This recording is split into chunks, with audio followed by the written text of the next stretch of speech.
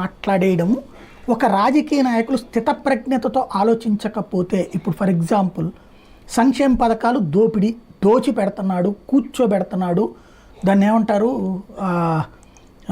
దాన్ని వాళ్ళని కూర్చోబెట్టి మేపుతున్నాడు, ఇంకో పదం మీద వాడారు కదా, సోమరిపోతులు, రైట్, సోమరిపోతులుగా మార్చేశాడు, ఇది మాట్లాడుతూ వచ్చారు.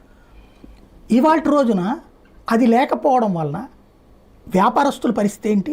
ఇవాళ వ్యాపారాలు నడుస్తున్నాయా? ఇదివరకు జగన్ ఆ సంక్షేమ పథకాలు ఇచ్చినప్పుడు ఈ వ్యాపారులకి నాకు బాగా గుర్తు అనమాట. నేను వీడియో కూడా చేసే అంతకుముందు వ్యాపారులు నాతో మాట్లాడినప్పుడు ఆ గుమస్తాలకి 10,000 15,000 వేసి అడుగుతున్నారు, ఒక్కొక్కడు ఒళ్ళు కొవ్వెక్కిపోయి కొట్టేసుకుంటున్నారు, జగన్ గారు ఇచ్చే సంక్షేమ పథకాలను చూసి వాళ్ళకి ధైర్యం వచ్చేసింది అని మాట్లాడేవాడు. డబ్బులు ఎక్కువైపోయినాయి, సోమరిపోతులు చేస్తున్నాడు అన్నటువంటిది.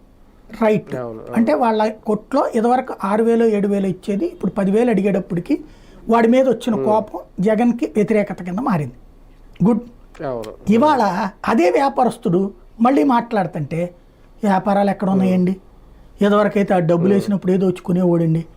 బట్టల కొట్లు, ఎలక్ట్రానిక్స్ కొట్లు, 2 వీలర్స్ కొట్లు, బంగారపు కొట్లు, హోటల్స్ ఇవాళ సఫర్ అవుతున్నాయి. దానికి సాక్ష్యం -10% జిఎస్టీ. ఇదివరకు జిఎస్టీ కరోనా టైంలో డౌన్ అయితే కూడా బ్యానర్ హెడ్డింగ్లు పెట్టారు పత్రికలు. ఇవాళ ఎవడన్నా వార్త రాశాడండి జిఎస్టీ ఇట్లా డౌన్ అయిందని? సాక్షి వాడు తప్పించి.